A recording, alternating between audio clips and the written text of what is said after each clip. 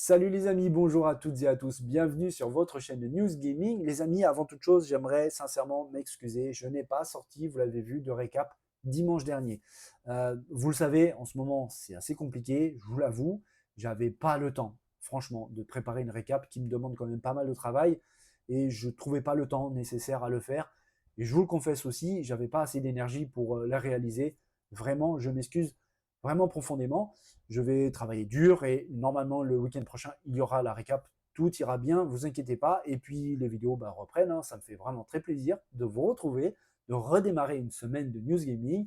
Le jeu vidéo, c'est notre passion. On est là pour débattre, pour échanger, pour découvrir des nouvelles choses, des choses plutôt intéressantes. Avec sur cette vidéo, cet épisode de news gaming, tout à la fin, je vais revenir sur mon avis sur la série One Piece qui vient tout juste de débarquer sur Netflix. J'avais très peur. On va voir un petit peu si ma peur se confirme ou est-ce que plutôt ce serait une bonne surprise. Les amis, on démarre tout de suite l'épisode 134 des News Gaming. Allez, on s'installe et c'est parti. Let's go.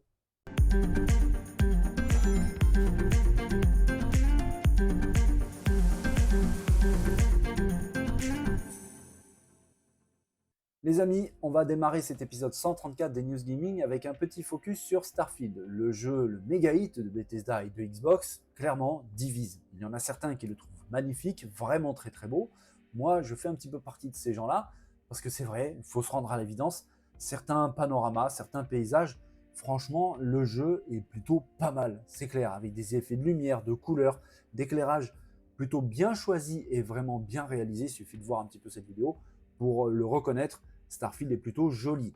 On peut aussi trouver aussi quelques défauts. Certaines personnes sont un peu plus mitigées concernant le jeu. Certains le trouvent un peu insuffisant. D'autres le trouvent un peu trop, entre guillemets, Bethesda, avec des mécaniques un peu trop rigides, un peu trop compliquées, avec des bugs aussi. C'est vrai, le Starfield a quelques bugs. Maintenant, entre nous, les bugs ne semblent être pas très graves. Ce ne sont pas des bugs qui vont dégrader votre expérience de jeu, votre plaisir de jeu. Certains bugs sont même assez rigolos. Et puis de toute façon, entre nous les amis, il n'y a pas un seul jeu qui sorte Day One sans bug. Il y a même maintenant, et c'est étrange à dire, que quand un jeu sort, il y a déjà un patch disponible Day One pour régler quelques problèmes sur le jeu. C'est la même chose pour Starfield, mais je répète, ce ne sont pas des bugs très graves qui entacheraient votre expérience de jeu, et c'est tout de même à signaler, parce qu'on parle tout de même de Bethesda, qui traîne une réputation un petit peu derrière eux, d'entreprise qui sort des jeux un peu trop buggés.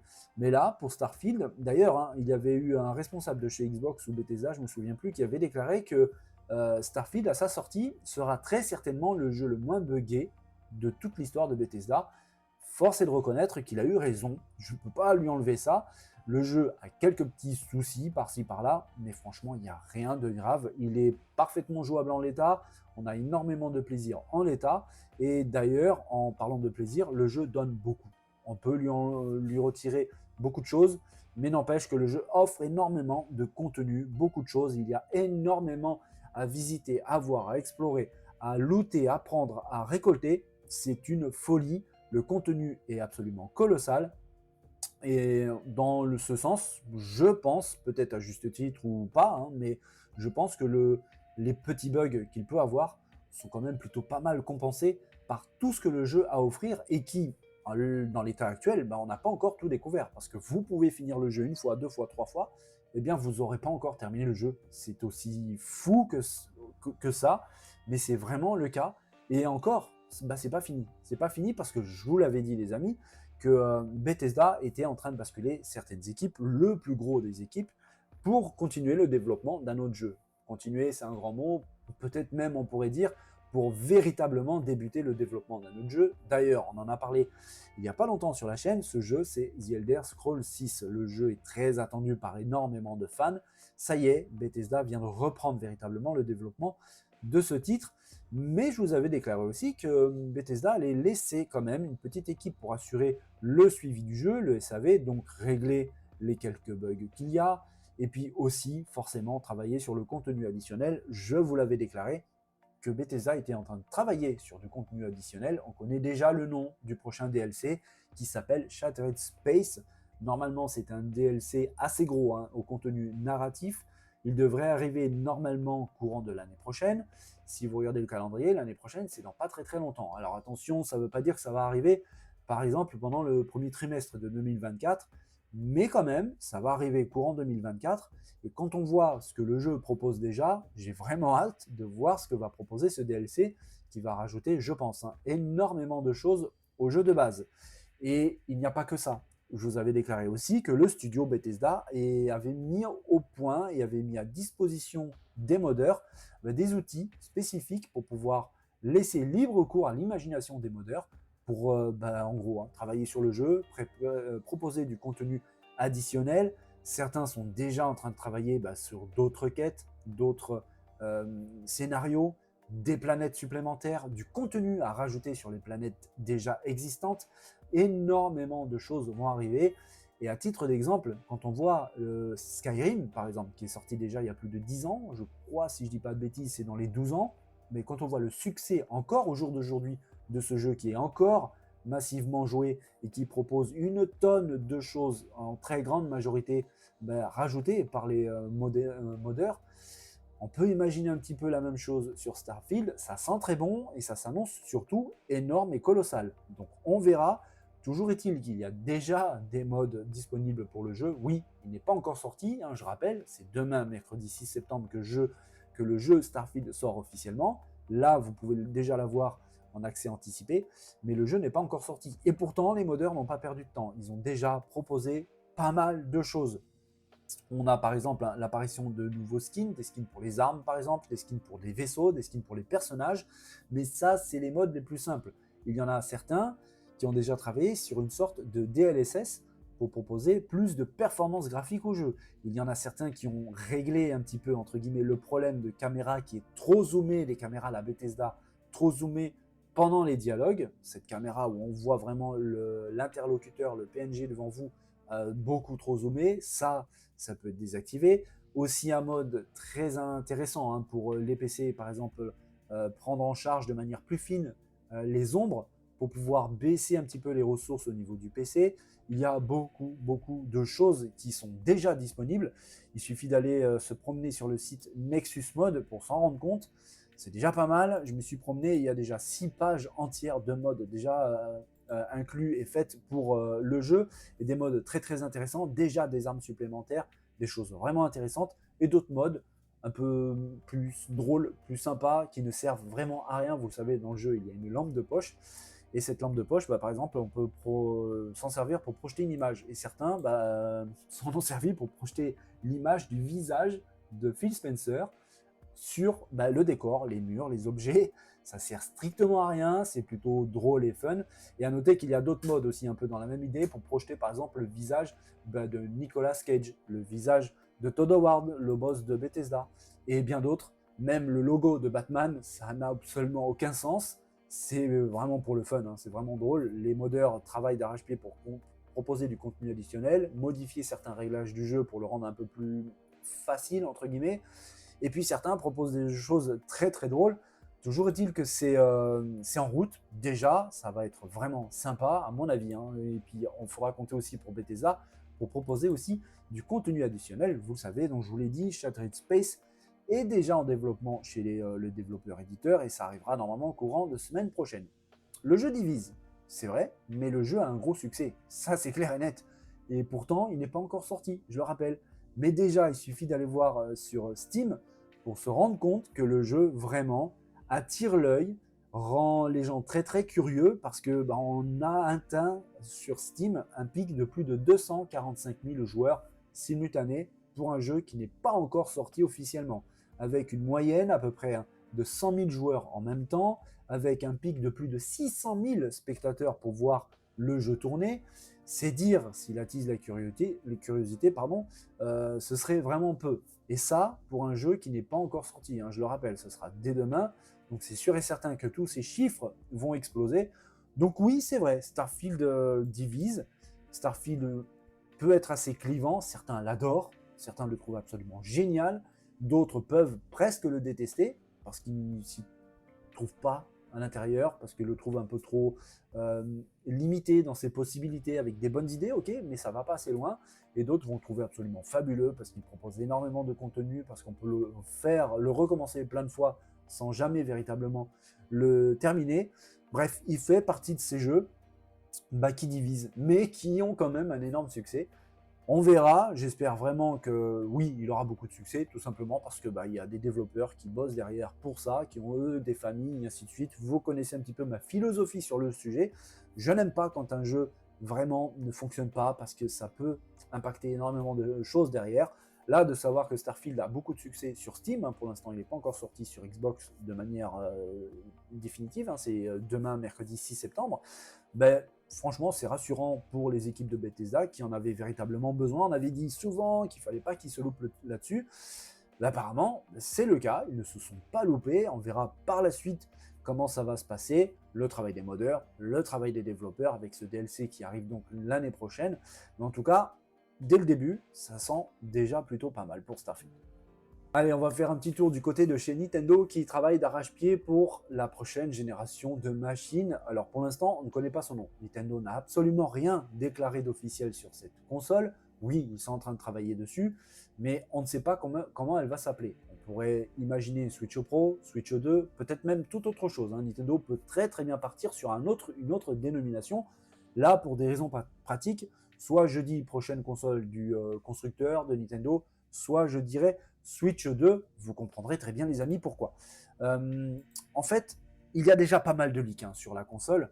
On sait déjà qu'elle aura un espace de stockage un petit peu plus grand, 512 Go au lieu des 32 Go actuels. Ça, vraiment, c'est une bonne nouvelle. Ça va permettre d'installer des jeux sans obligatoirement en désinstaller d'autres. Et c'est une très très bonne chose. L'écran devrait être un petit peu plus grand. On parle d'à peu près 8 pouces avec un écran LCD. J'ai bien dit LCD. Et à mon avis, je suis quasi sûr et certain, Nintendo va rééditer exactement la même chose qu'il a fait avec la Switch actuelle que vous voyez à l'écran. C'est tout simplement sortir une première version avec écran LCD et un petit peu plus tard, sortir une autre version avec un écran OLED. C'est quasi sûr que Nintendo fasse exactement la même chose. On verra. Toujours est-il que la console est déjà rentrée dans sa phase de production. Tout simplement, je vous l'avais déclaré, Nintendo n'a pas envie de se retrouver avec une pénurie de consoles. Ce sera forcément une sortie mondiale et ce sera forcément une console ultra recherchée et vendue en masse, en énorme quantité. Du coup, pour assurer un lancement réussi, il faut produire. Il faut produire vraiment en très très grande quantité. Et c'est sûr et certain que la production est déjà lancée. On le sait, un très grand partenaire de Nintendo de très très longue date, Sharp, a déjà débuté la production des écrans LCD, comme je vous l'avais dit.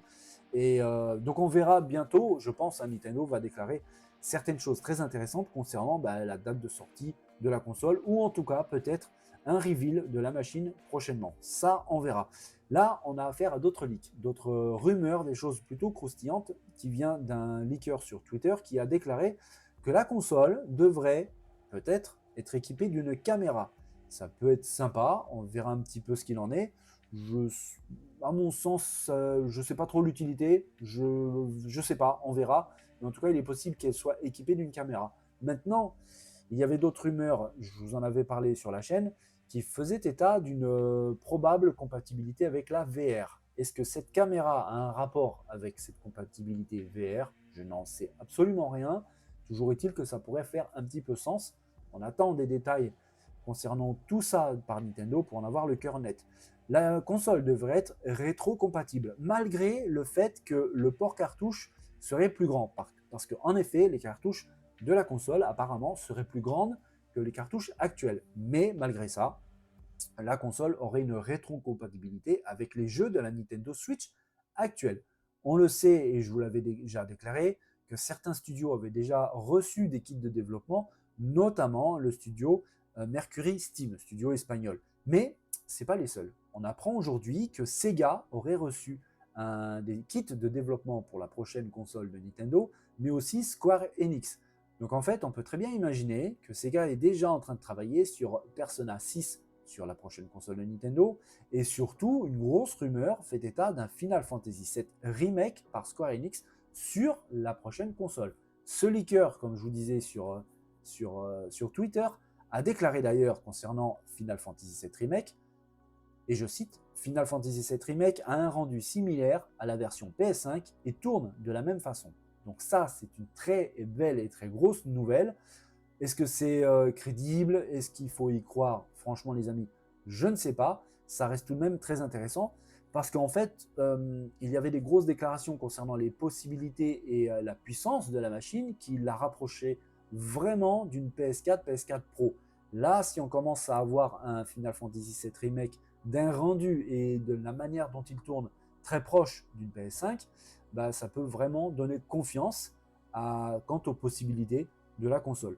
Donc on verra vraiment si tout ceci se révélera véridique ou pas. Ça peut bouger, ça peut changer. La console n'a toujours pas été présentée, ni même un peu montrée. On n'a pas eu de déclaration officielle de la part de Nintendo concernant la machine, concernant son nom ou tout autre détail. On verra vraiment. En tout cas, les choses bougent. Les choses bougent vite et fort. Ça revient très régulièrement un petit peu sur le devant de la scène. On en parle régulièrement ensemble, les amis, sur la chaîne. Du coup, à mon avis, ça va pas trop tarder parce que je vous l'avais dit que Nintendo avait déclaré qu'il ne sortirait pas de nouvel hardware avant la fin de cette année fiscale qui se termine le premier trimestre 2024. Mais ce n'est pas parce qu'ils ne sortiraient pas de nouvelles consoles qu'ils n'en présenteront pas. Vous voyez un petit peu la nuance. Donc il est possible que entre aujourd'hui et la fin du premier trimestre 2024, que Nintendo présente sa nouvelle console. Hogwarts Legacy, l'héritage de Poudlard a eu un gros succès. C'est peu de le dire, le jeu a généré plus d'1 milliard de dollars de recettes avec des ventes colossales, plus de 15 millions d'unités vendues de Hogwarts Legacy. Alors en même temps, le jeu est franchement très beau, il est réussi, il est riche, il a un contenu très très riche, très intéressant. Et avec un tel succès, eh bien, la question légitime d'imaginer voir arriver un Hogwarts Legacy 2 se pose très très clairement. Et c'est clair que les fans attendent un numéro 2, ça c'est sûr et certain. Et il semblerait vraiment que ce soit le cas. Oui, il est très probable que Avalanche Software est déjà en train de préparer le début du travail sur un Hogwarts Legacy 2, tout simplement parce qu'en fait, il y a des annonces, des offres d'emploi par le studio qui mentionnent un jeu AAA non encore annoncé. Et quand on sait qu'en plus de ça, ce serait préparé par l'équipe d'Harry Potter et qui tourne en plus sous Unreal Engine 5, forcément, les détails et les soupçons vont forcément sur un Hogwarts Legacy 2. D'ailleurs, le studio avait déjà déclaré que non, il n'y aura pas de DLC pour Hogwarts Legacy, tout simplement parce qu'en fait, ils avaient déjà fait beaucoup de choses avec une déclaration, et je cite, « Nous avons été vraiment occupés sur le fait de donner vie à Hogwarts Legacy. Alors pour le moment, il n'y a aucun plan concernant un DLC. » Là, c'est le studio qui affirme absolument ça. Donc non, pour l'instant, en tout cas, pour l'instant, pour Hogwarts Legacy 1 que vous voyez à l'écran, il n'y a pas de DLC de prévu et à mon avis, il n'y aura pas du tout. Mais ça voudrait dire que les équipes sont en train de travailler donc sur un numéro 2. On verra vraiment ce qu'il en est, mais il semblerait que ce soit vraiment le cas parce qu'en fait, il y a encore une fois un leaker sur Twitter, décidément, qui a déclaré, je cite, « Des sources m'ont confirmé qu'une suite d'Harry Potter Hogwarts Legacy est en cours. » Donc, on verra. Je pense que le studio déclarera quelque chose en temps et en heure, mais toujours est-il que ça semble très intéressant. C'est vrai que cette offre d'emploi pour un jeu AAA non annoncé, où il faut connaître l'environnement de Harry Potter, un jeu qui utilisera le moteur d'Epic Games, l'Unreal Engine 5, ça fait tout de même beaucoup d'indices, on sera d'accord, qui pointent vraiment sur une suite de Hogwarts Legacy premier du nom. Et vraiment, si le 2 arrive et qu'il est aussi bon que le premier, on peut imaginer un succès absolument monstrueux pour Avalanche Studio. Et ce n'est qu'une bonne chose, ça paye un petit peu le travail fourni qui est vraiment excellent, déjà en tout cas sur le premier Hogwarts Legacy, qui est vraiment très très bon. Vous le savez, il y a un jeu actuellement qui cartonne absolument tout le monde, qui passe même devant Zelda. Ce jeu peut même prétendre au titre de GOTY, malgré l'arrivée de Starfield. Ce jeu arrive d'ailleurs dès mercredi, demain 6 septembre, sur PlayStation 5. Vous l'avez reconnu, Baldur's Gate 3, qui est vraiment excellent. Vraiment, une superbe ambiance, une réalisation plutôt pas mal, on va pas se mentir. Baldur's Gate 3, le jeu du studio Larian, on voit ici le logo, est vraiment très très réussi. On le sait, la version Xbox pose problème, surtout la Xbox Series S. Je vous l'avais déjà déclaré sur la chaîne, les amis, avec une console qui a quelques difficultés au niveau technique par rapport à sa grande sœur la X. Évidemment, certains jeux avec du contenu, certains contenus, commencent à poser problème.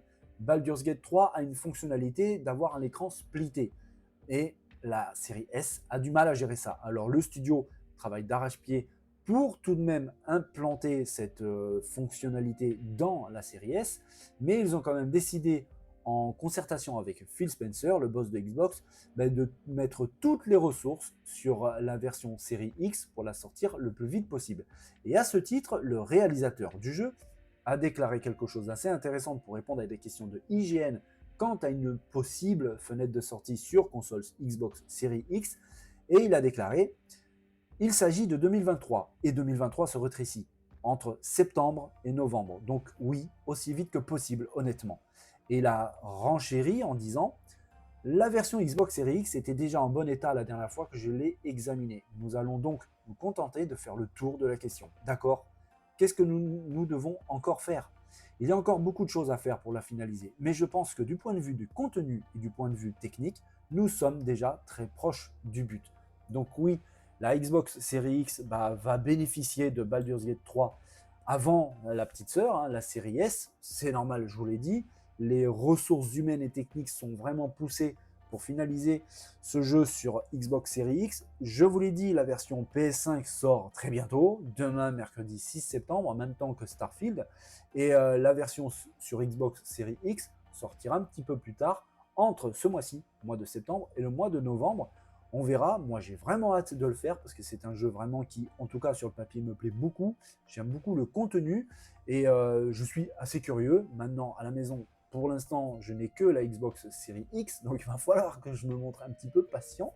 Si j'aurais eu la PS5, j'espère un jour pouvoir l'avoir, j'aurais sauté sur l'occasion, franchement, dès mercredi, pour pouvoir me faire la version PS5 qui, je pense, va être vraiment fabuleuse et va encore pousser les ventes vers les étoiles en même temps de la sortie de Starfield. Et c'est clair et net que j'ai vraiment l'impression qu'avec Baldur's Gate 3, on tient très probablement le GOTY de cette année parce qu'il écrase Zelda, même s'il est absolument fabuleux. Starfield vient d'arriver, est-ce qu'il sera dans la liste des nominés? Ça, je ne sais pas. Mais Baldur's Gate est en train de marquer des points vraiment très très sérieux sur PC. La version PS5 arrive, il va tout exploser. Un peu plus tard, la version Xbox Series X, ça va faire exactement la même chose. Donc à mon avis, pendant les Game Awards, il va falloir compter sur Baldur's Gate 3. On a parlé ensemble, les amis, il y a un instant, de Bethesda avec Starfield. Mais il faut savoir que, et vous vous en souvenez très certainement, il n'y a pas très très longtemps, il y a un autre jeu de Bethesda qui est sorti et qui, malheureusement, n'a pas eu le même succès que Starfield. Le jeu, au moment de sa sortie, franchement, il s'est fait déglinguer. C'était une catastrophe, des critiques vraiment très négatives qui auraient franchement porté préjudice, qui auraient pu porter préjudice à Bethesda comme à Xbox. Et d'ailleurs, le boss de Xbox, Phil Spencer, a été obligé de prendre la parole et s'est même excusé auprès des fans. Vous l'avez compris, on va parler de Redfall. Le jeu, au moment de sa sortie, c'était pas joyeux, vraiment, mais comme quoi, tout n'est pas perdu. Et en tout cas, pour Redfall, ça semble être le cas, on verra. Mais on a des déclarations plutôt intéressantes, notamment celle du responsable de l'édition de chez Bethesda. On a déjà parlé de cette personne, Pete Hines, qui a, pendant un interview à Game Industry, a déclaré quelque chose de plutôt intéressant. Et on va voir, je cite: nous n'abandonnons pas quelque chose simplement parce qu'il n'a pas bien commencé. Le lancement de The Elder Scrolls Online sur PC n'a pas été parfait, mais nous avons tenu bon. Maintenant, c'est désormais cette multiplateforme incroyablement populaire. C'est la même chose avec Fallout 76. Redfall n'est pas différent pour nous, d'accord, nous n'avons pas pris le départ souhaité, mais cela reste un jeu amusant. Et nous allons continuer à y travailler. Nous allons faire du 60 FPS, nous allons faire en sorte que ce soit un bon jeu parce que nous savons qu'en tant que studio propriétaire de Xbox, le Game Pass est éternel. Il y aura des gens dans 10 ans qui rejoindront le Game Pass et Redfall sera là. Alors c'est une déclaration on ne peut plus optimiste, c'est clair et net. Maintenant, il y a des éléments qui tendraient à avoir confiance quand même avec cette prise de parole. Tout simplement parce qu'en il parle bon déjà de The Elder Scrolls Online sur PC qui, oui, c'est vrai, au moment de son lancement, c'était un peu compliqué. Aujourd'hui, on connaît la suite, c'est plutôt pas mal.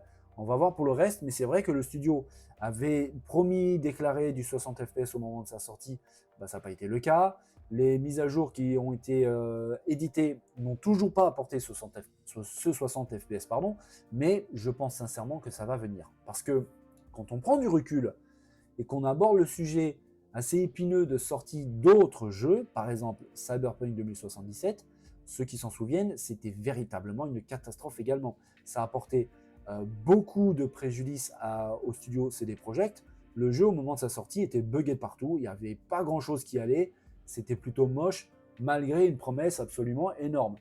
Et le jeu, aujourd'hui, est absolument magnifique. Le studio a travaillé d'arrache-pied, ils ont réglé la majorité de tous les gros bugs. Le jeu est devenu beau, vraiment beau, très agréable à jouer.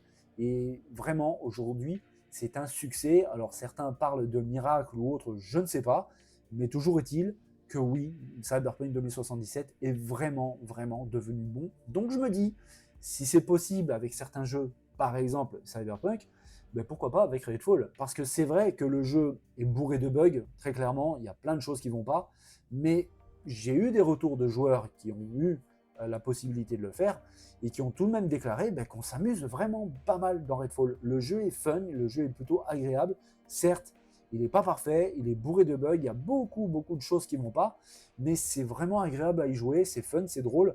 Donc, oui, peut-être que Pete Hines a raison, en tout cas je le souhaite vraiment pour Redfall, pour les joueurs Redfall, pour Bethesda, pour tout le monde. Je souhaite qu'ils y arrivent. Et quand on voit, je reviens un petit peu à Cyberpunk, quand on voit un petit peu le passif de certains jeux, bah oui, ça marcherait bien pour certains, bah pourquoi pas pour Redfall, en tout cas, je le souhaite de tout cœur.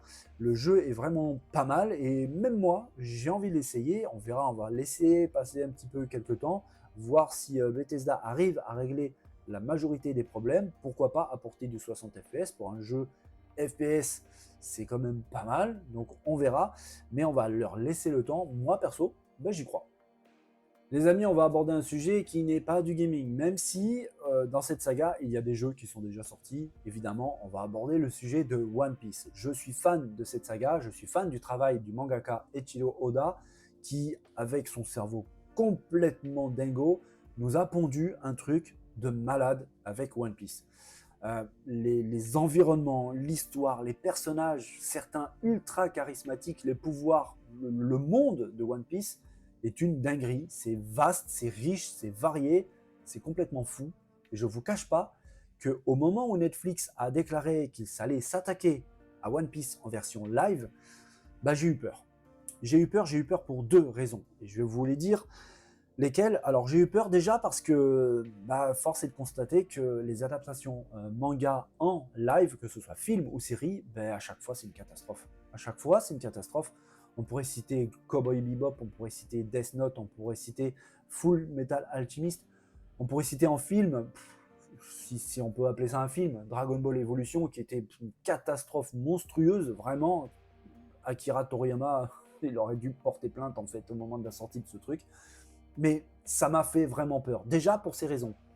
Je ne voyais pas comment est-ce que des Américains pouvaient adapter à l'écran en live des séries emblématiques qui ont un contenu mais tellement riche et donc très difficile à mettre sur l'écran avec des idées américaines qui, culturellement, des fois, ça coince avec les idées, culturellement parlant, japonaises. Ça, déjà, c'était ma première inquiétude. La deuxième, c'est que, comme je vous l'ai dit, l'œuvre de Eiichiro Oda est juste colossal. C'est juste complètement fou. Je me suis dit, comment est-ce qu'ils vont faire pour mettre à l'écran un truc aussi dingue? C'est complètement irréel en fait, c'est pas possible. Les mondes sont complètement fous, variés, vastes, des sous-marins, des îles célestes, des personnages totalement barrés, mais vraiment, avec un contenu aussi riche, varié, des pouvoirs spéciaux complètement fous. Je voyais pas ça en fait retranscrit à l'écran. Je vous cache pas, j'ai vu la saison 1 de One Piece qui vient tout juste de sortir sur Netflix. J'ai vu les 8 épisodes. Alors, les amis, je vous promets, il n'y aura aucun spoiler. Si vous êtes fan de la série et que vous ne l'avez pas encore regardée, soyez-en rassurés, Il n'y aura aucun spoiler. D'ailleurs, la vidéo que je vous montre, bah, c'est juste la vidéo officielle de présentation de Netflix. Donc là-dessus, soyez tranquille. Je déteste moi-même être spoilé. Qui font référence au One Piece originel. Et je trouve cet acteur, Inaki Godoy, qui prend donc le rôle de Luffy, vous l'avez reconnu avec son chapeau de paille, absolument génial. Cet acteur est absolument génial.